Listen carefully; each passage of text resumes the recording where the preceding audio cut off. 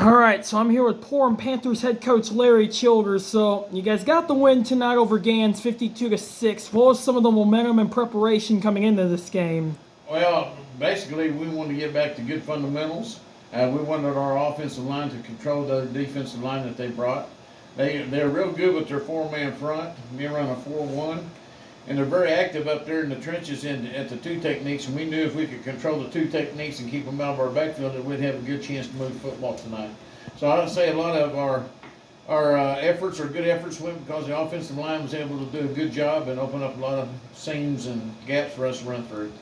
Okay, and quarterback Seth Brown had 16 carries for 300 yards and 5 touchdowns.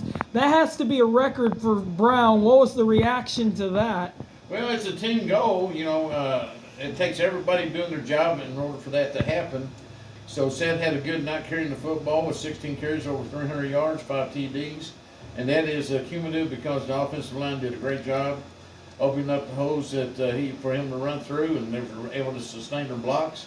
And of course, Seth was able to make people miss him when he got to the second level.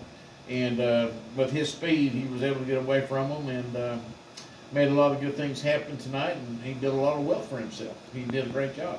All right. But our line was really taking it to him tonight. We controlled the line of scrimmage. Anytime you can control the line of scrimmage, you got a good chance to win a lot of games.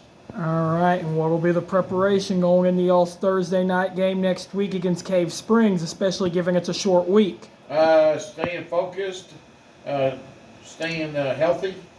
Everybody getting down their assignments this week in practice, having a good 4 days of practice, going into a short week, and be ready to make that trip to Cave Springs.